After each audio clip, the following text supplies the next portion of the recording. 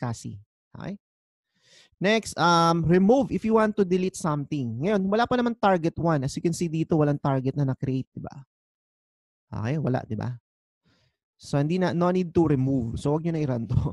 So, step 2, technically, dito pa lang tayo gagawa ng target 1. Okay, so the command will be new iSCSI target. The name of target is target 1.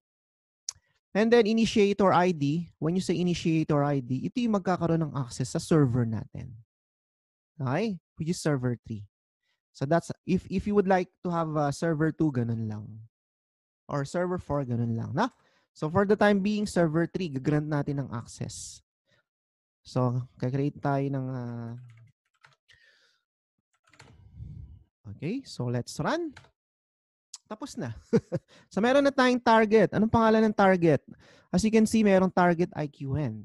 So what is IQN? IQN is the internet qualified name. If you know facebook.com, that's fully qualified domain name, no? The way they access Facebook is by typing FQDN. So dito naman, by the way, the way we access the storage is using IQN. Okay? So ito yung target link na gagamitin natin later on. No? So how do you verify the name? The command will be get iSCSI target. Ayun na. Okay? Name of the target is target 1, no? And 65,000 bit. So we install the target sa server 1. Malinaw. Okay? Step 3, gagawa tayong disk. As you can see dito, wala pa tayong virtual disk. If you notice kanina, di ba physical disk yung inad ko? This one, virtual. Direct na mismo. As you can see, walang folder na VHD. So gawa kayo ng VHD. Okay? VHD. Gagawa kayo, no? Mag-error yan kung hindi nyo nagawa. And then, the size of the disk, sabihin natin 10 GB. Okay? So, gagawa yan ng disk na 10 GB. So, right-click, execute. Meron ng 10 GB. Yan, no? Anong size? 10 GB. Okay? Saan located? C:VHD. So, punta kayo ng C:VHD. Ayun na yan. 10 GB yan. Pero take note, 4 meg lang. Oh. Diba? Diba? Tipid eh, no? Tawag dyan, dynamically expanding. Okay? Hindi fix. Okay? If you would like to verify, the command is get iSCSI virtual disk. Ayan, malinaw. 10 GB. Okay? Ito yung pangalan ng disk, 1.vhdx. Bakit DX? Dynamically expanding. Okay? Next one, step number 4, add the iSCSI disk to the target. Kasi di ba meron tayong target dito. Re-refresh ko. Ayun, no? Ayun yung disk. No? Na-detect na niya. Oh. Okay? Gano'ng kalaki yan? 10 GB. Okay? So, a-attach natin yan sa initiator. As you can see, walang target status. As you can see, walang target name. So, lalagyan natin ng target. Malinaw.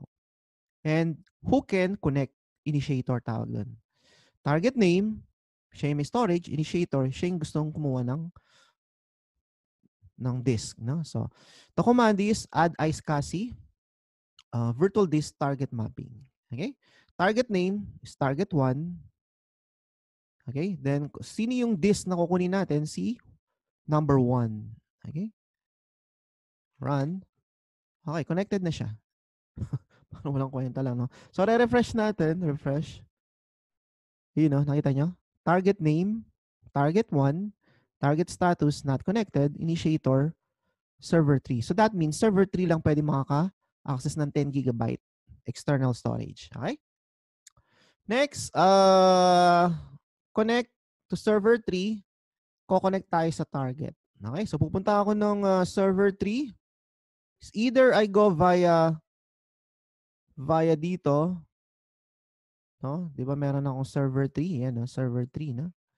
Or via PS session. Okay? So para hindi maraming jumping sa server, magpi-PS session na lang ako. So gagawin ko dito, no? Kung kaya naman, ba't di na lang dito? So the command is enter PS session, then server name server 3. Okay? Connect to server 3.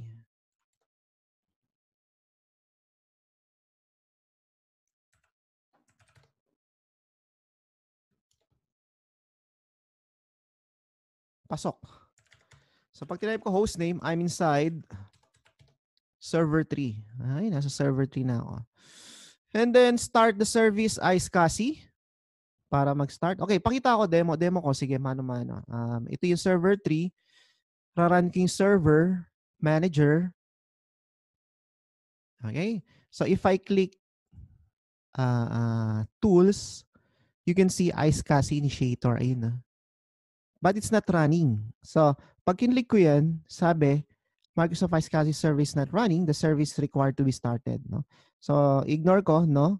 Because I'm gonna execute via PS session. So babalik ako dito sa PS session ko, i-start ko siya remotely. Okay? Remotely. O yan, in-start ko na. Success. Ganoon lang kadali. And then we're gonna set it to automatic so the next time mag-reboot, running pa rin ang Microsoft iSCSI. Okay? So babalik ako dun sa server 3 para demonstrate sa'yo na running na to. Tingnan nyo ha. Click tools, initiator, straight through. Pumasok na siya dito. No? He didn't ask us to start. Okay? And then server 3, kung tatype ko diskmgmt.msc, sulat nyo yan, diskmgmt.msc, wala siyang 10 GB. Meron lang siyang drive D0, not D0 na 127 GB. Later on, once successfully connected sa storage area network, lalabas dito 10 GB. Okay, yun ang ating globe. Ating goal. Okay? Lalabas dito 10 GB. Excuse me. Okay, let's proceed. So this one will create target portal. Create a new portal. Okay. So, target portal address, bucket 2. Dapat 1 yan. Ang target natin is 1. Sasend ko sa inyo yung amendment natin. Ha? Saan? Yan. So, you need to run this one under server 3. Nakalagay naman dito, server 3. Ha?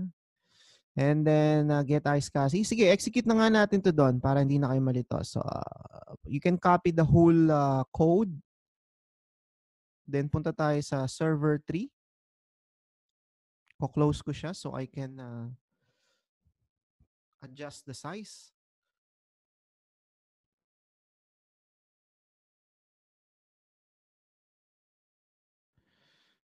Display, max out.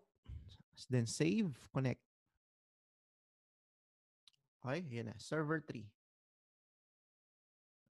Okay, server 3 to. Okay, ayan na. So, open up PowerShell. Adjust the size. Font 20. Okay, 24. Sige, para malaki-laki. Yan. Okay, so nandito na ako sa server 3. Host name. Teka, na-run ko lahat. Na-copy-paste ko. Nag-run na siya.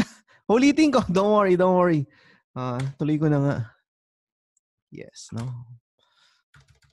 Execute talaga. Okay, so dito, gusto ko dito sa ISE sana na-execute ko kaagad. So, careful kayo sa production, no? Baka yung command yan, formatted lahat. Okay, ito na yan. Okay, so ito na tayo. So, we can reissue the same command. Okay, start lang yung SCSI, successful. We're gonna create a SCSI target portal, no, to connect sa server 1. Successful. Yan yung target portal natin. No? So, how do you verify? The command there is, kung anong target is get iSCSI server, iSCSI target lang pala. Okay, malinaw. Ayun, no? IQN. So, ito yung portal na kukonect tayo. Okay? Are we connected? False. Hindi pa tayo connected. No? So, that's why we need to assign itong IQN na to, no, papunta sa variable name target. Okay? So, reassigning a value. Okay? Done na. So, if you type target, ano laman nito? Yun pa rin. Okay? Yun pa rin, no? So, I just verifying kung tama yung IQN. Tama siya. Step number 5, connect ka na sa target. Okay? Pakita ko napakabilis kasi nito eh. Magkakaroon tayo ng 10 gig kagad. Sabi, paano nangyari yun? Ito yun. Explain ko ulit. Ganoon ako paulit-ulit, no? So, walang 10 gig, malinaw. Ayan, no? Re-refresh ko, refresh. walang 10 gig kasi